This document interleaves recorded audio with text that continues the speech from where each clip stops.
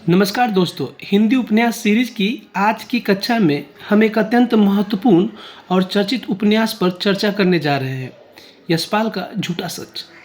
झूठा सच केवल एक उपन्यास नहीं, बल्कि भारत के विभाजन, सांप्रदायिकता, विस्थापन और उस दौर के सामाजिक राजनीतिक यथार्थ का एक व्यापक दस्तावेज है। यशपाल ने इस उपन्यास में विभाजन के पहले और बाद की परिस्थितियों को बहुत प्रभावशाली ढंग से प्रस्तुत किया है।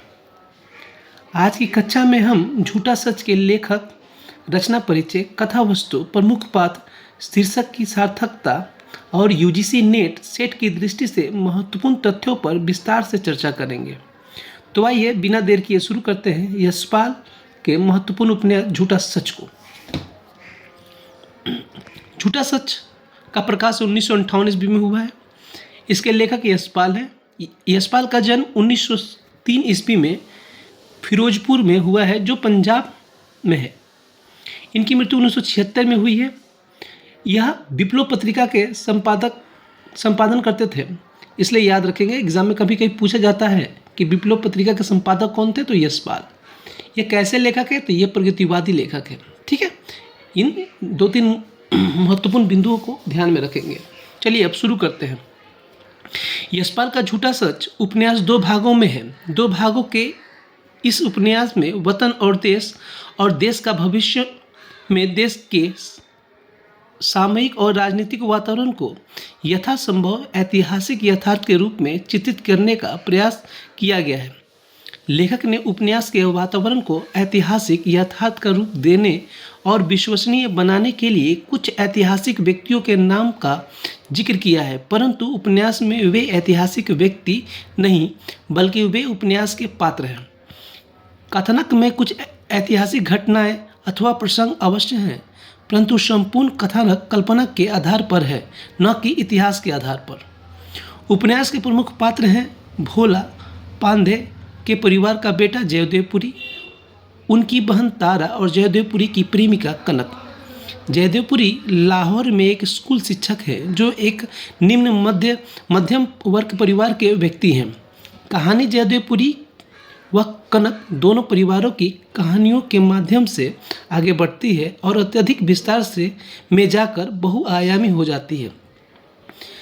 काशीनाथ सिंह इस उपन्यास के बारे में क्या कहते हैं, एक बार देख लेते हैं। यशपाल का उपन्यास झूठा सच हिंदी साहित्य में एक मील का पत्थर है। इसमें विभाजन की त्रासदी को व्यापक फलक पर प्रस्तुत किया गया है। हिंदी में विभाजन के बारे में लिखा गया यह सर्वोत्तम उपन्यास है। कौन कहता है? काशीनाथ सिंह। यशपाल स्वयं अपने उपन्यास के बारे में क्या कहते हैं, एक बार देख लेते हैं। झूठा सच में सच की कल्पना से रंग कर उसी जन समुदाय को सौंप रहा हूँ, जो सदा झूठ से ठगा जाकर भी सच के लिए अपनी निष्ठा और उसकी ओर बढ़ने का साहस नहीं छोड़ता, यशपाल कहते हैं। ठीक है, अब इस उपन्यास के जो प्रमुख पात्र हैं उनको एक बार देख लेते हैं। ठीक है, देखिए उपन्यास में जो प्रमुख पात्र है वो कौन है? राम लुभाया, जो कौन है? तारा के पिता हैं। तारा मध्यवर्गीय परिवार की आम प्रगतिशील सोच वाली लड़की है, जिसने देश के बंटवारे को एक लड़की के रूप में कम और एक स्त्री के रूप में ज़्यादा झेला है। असद तारा का प्रेमी है। सोमराज तारा का पति है। उर्मिला जयदेव की महिला मित्र, जिसे जयदेव नर्स बनाने की सलाह देता है।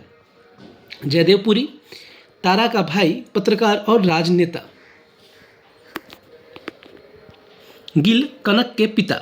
सूदजी कांग्रेसी नेता, पार्लियामेंट्री सेक्रेटरी, जो जयदेवपुरी को जेल में 1942 में मिला था।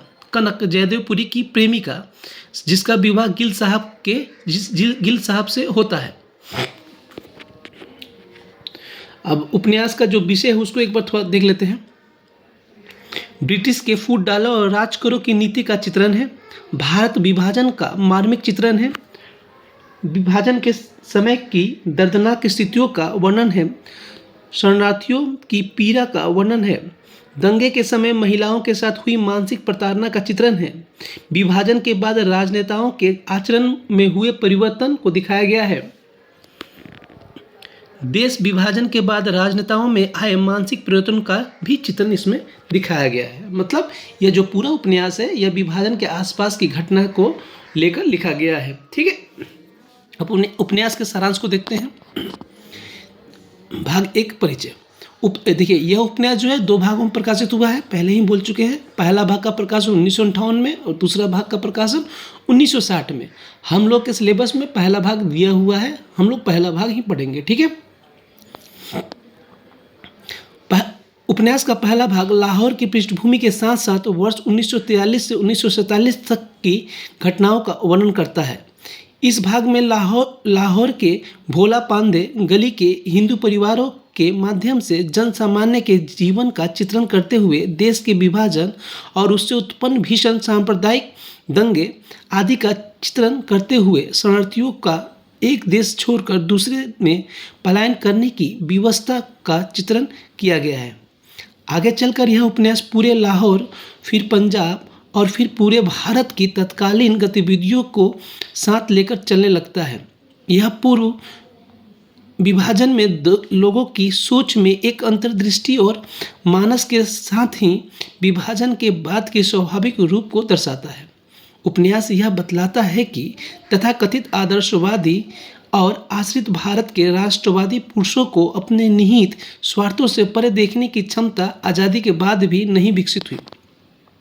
प्रथम खंड का प्रारंभ लाहौर पंजाब के भोले पांडे की गली में एक परिवार मास्टर राम लुभाया और उसके बड़े भाई राम ज्वाला के परिवारों की कहानी से होता है। राम लुभाया के बड़े भाई राम ज्वाला की पुत्री शीला का रिश्ता तय हो जाता है और राम लुभाया को अपनी पुत्री तारा के विवाह की चिंता होने लगती है। तारा बी जातीय कामरेड असद से प्रेम करती है। इस कारण मास्टर राम लुभाया अपनी पुत्री तारा का विवाह उसकी मर्जी के विरुद्ध सोमराज से करा देता है जो स्वभाव से लोभी, आवारा और अत्याचारी होता है। तारा का भाई जयदेव पुरी जो MA करके प्रोफेसर बनना चाहता था, 1942 के आंदोलन में भाग लेने के कारण उसे जेल जाना पड़ता है और जेल से छूटकर भी वह इस विवाह को रोक नहीं पाता। विवाह की रात ही सोमराज तारा पर अत्याचार करता है और इसी बीच सांप्रदायिक दंगे के कारण मुसलमानों का आक्रमण होता है। तारा मुसलमानों के हाथ पड़ जाती है, वहाँ उसकी दुर्गति होती है। वह चाहकर भी अपनी पवित्रता की रक्षा नहीं कर पाती। तारा कुछ दिन के लिए हाफिज़ के यहाँ लाई जाती है। यहाँ उसे इस्लाम कबूल करने की सलाह दी जाती है। हाफिज़ जी उसकी सहायता करते हैं। उनकी सहायता से ही वह वहाँ से भाग निकलती है। वह स्त्रियों का व्यापार करने वाले युवक के चंगुल में फंस जाती है। फिर स्त्रियों का उद्धार करने वाला दल उसे बचाता है। उस दल में उसकी मुलाकात असद से हो जाती है। सांप्रदायिक दंगों से बचाने के लिए तारा को अमृतसर भेज दिया जाता है। असद वादा करने के बावजूद दंगे के कारण फिर उससे मिल नहीं पाता। इसके साथ एक कहानी जयदेवपुरी का भी चलती है। वह कनक नाम की एक युवती से प्रेम करता है। कनक का परिवार जयदेव की गरीबी के कारण उससे विवाह करवाना नहीं चाहता, परंतु कनक की जिद के कारण यह विवाह हो जाता है। कनक से दूर करने के लिए जयदेव को काम की तलाश के लिए नैनीताल भेज दिया जाता है। इधर सांप्रदायिक दंगे और जोर पकड़ लेते हैं। उधर तारा और उसके साथ फंसी हुई स्त्रियों को सुरक्षित राहत शिविर में पहुंचा दिया जाता है। ड्राइवर ऊंचे स्वर में बोलता है, रब ने जिन्हें एक बनाया था, रब के बंदे ने अपने वहम और जुल्म से उसे दो कर दिए। ठीक है, ये पहला भाग है। पहला भाग को हम लोग ध्यान से देख लेंगे। ये हम लोग सिलेबस में है। दूसरा भाग 1960 में है। इसके बाद की कहानी को दूसरा भाग में दिखाया गया है, जिसको हम रहने देते हैं क्योंकि शायद वह एग्ज़ाम में ना आए।